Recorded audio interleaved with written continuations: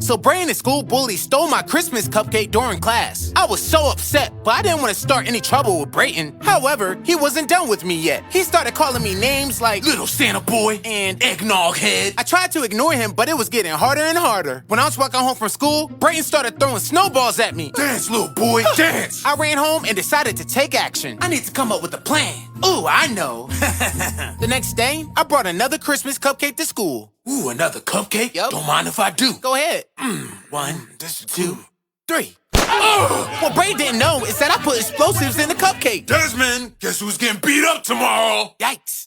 So one day I was in class when all of a sudden, Brain stole my Christmas hat. I was so sad because that hat was a gift from my granny. But instead of crying about it, I decided to take matters into my own hands. During lunch, I went to the school's Christmas tree and grabbed a whole bunch of decorations. Then I snuck into our classroom and decorated Brayton's desk. When Brain returned to his desk after lunch, he was so shocked. What the? Whoa, look at Brayton's desk. He's in the Christmas spirit. Oh, Brayton loves Christmas with all his heart. Shut up! Spreading love in every part. Leave me alone! Shut up! He was so distracted that he didn't even notice me sneaking up behind him. I grabbed my Santa hat back from his head and ran away before he could even react. Yo, give me back my hat!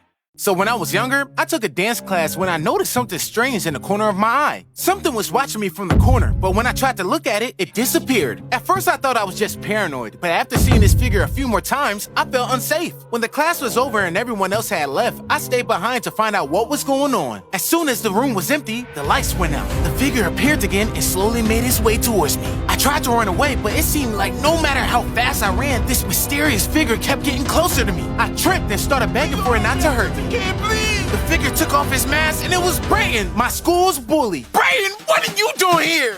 Look at it. You're such a baby. Wait until everyone sees this video. No! See you at school tomorrow. No! Little boy. So at my school, the air conditioner was always broken. Everyone was always sweating and creating paper fans. But nobody sweated more than me. Desmond, are you feeling all right? Whew, yeah, I'm all right. Yeah, he's all right. He just sweaty and stinky.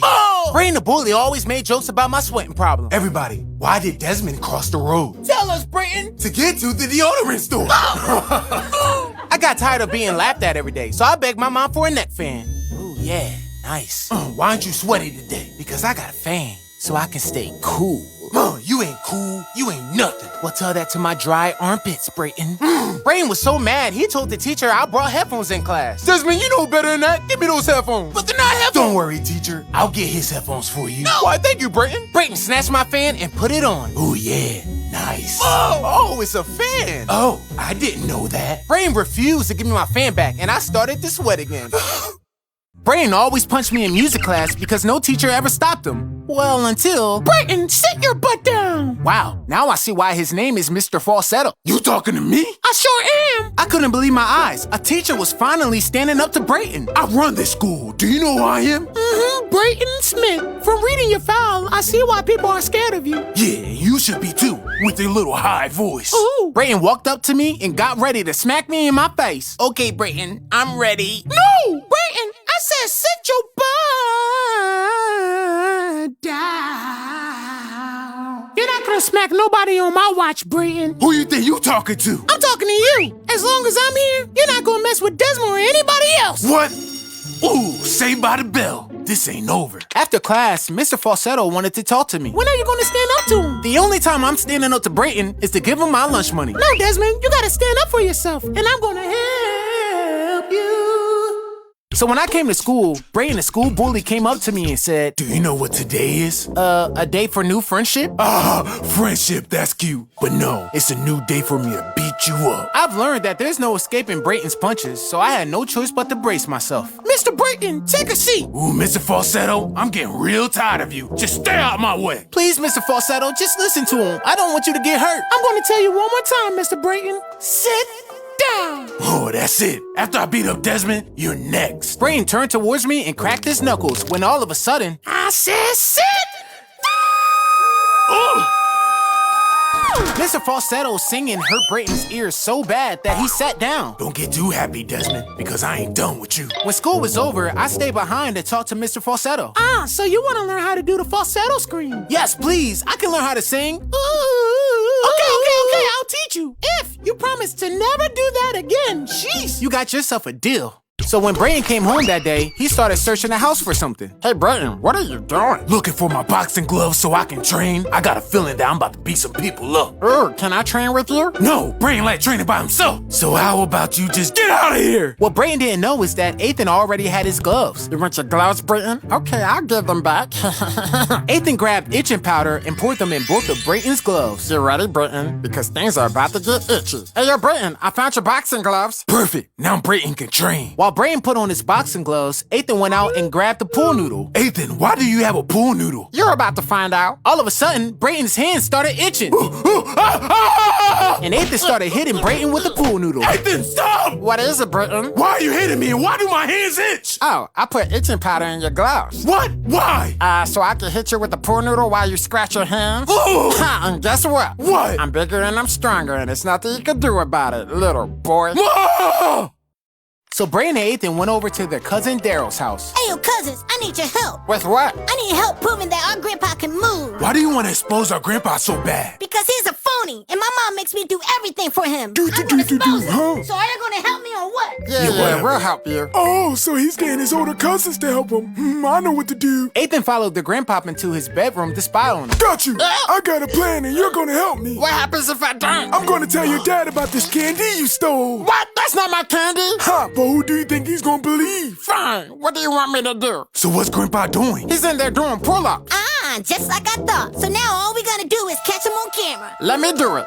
Okay, sure. But we're coming right in afterwards because I wanna see the look on his face. 599, 600. You're busted, Grandpa. I finally got you. Ha, that's what you think. Ethan here is on my side and he didn't record nothing. He made me. Oh, this isn't over, Grandpa. One day I'm gonna show everybody that you can move. Ha I wake up and the house is way too quiet. No Destiny, no Kaden, no Kaylani. I glance out the window. All our cars are still in the driveway. I call out and nothing. I wander the house, looking in every room. I check the kitchen, empty. I check the backyard, nothing but a wet towel on a chair. I look at the pool, the water's still, just some floaties drifting around. I check the bedrooms, more silence. Now it's weird. I start calling their phones, straight to voicemail. I know you're not all ghosting me right now. I spot something in the hallway, clothes on the floor, bathing suits, shirts, a trail leading to the laundry room. I pause. Wait, isn't this what happens during the rapture? Now I'm just standing there staring at empty clothes. Suddenly, the fear hits. I was left behind. I start Googling what to do if you get left behind in the rapture. A few minutes later, the door swings open and in walks Destiny, Kaden, and Kaylani all laughing. Turns out, they just went on a walk after swimming. The moral of the story, I need to read the Bible more.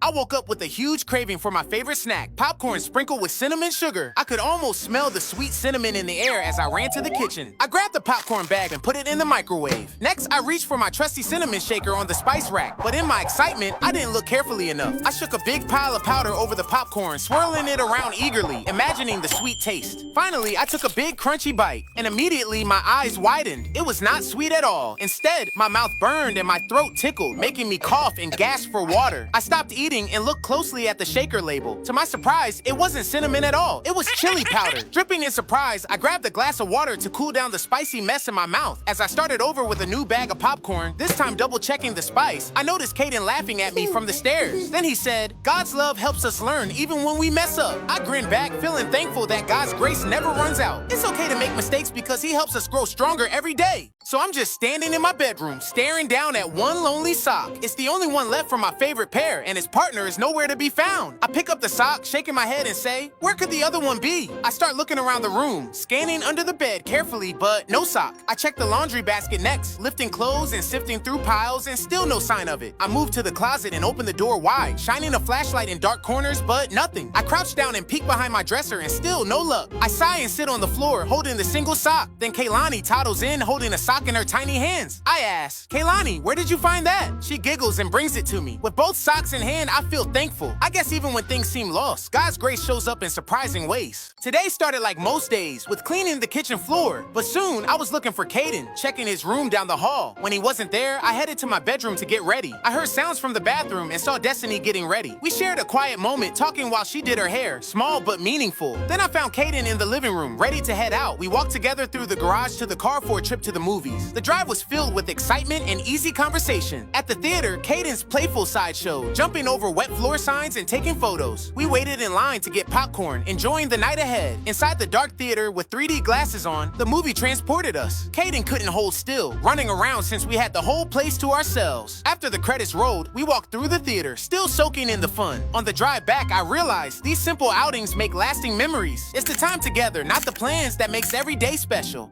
We arrived at the secret water kingdom behind the gym doors. Destiny and Caden led the way. I carried Kaylani, the little explorer. We walked through the locker maze, past the indoor lagoon, and reached the outdoor pool with its tall slides. Our first task was to suit up. We put on our bathing suits, ready for the challenge. Caden dove into the water, fearless. Then a pause for sunscreen to protect his skin. The next challenge was the water slide of destiny. We raced down the slide. My heart was pounding. Caden got ahead. He was the fastest. To celebrate victory, I dunked Caden in the water, then swam away underwater. While Kaylani and Destiny guarded the fort, Kaylani's toy dragon disappeared. It fell into the deep water. Time stopped. Without hesitation, I jumped in. I battled the currents to save the toy. Back at base camp, we rested and ate cool watermelon. Kaylani's small bite reminded me of what matters most. The quest was complete. The memories will stay with us forever.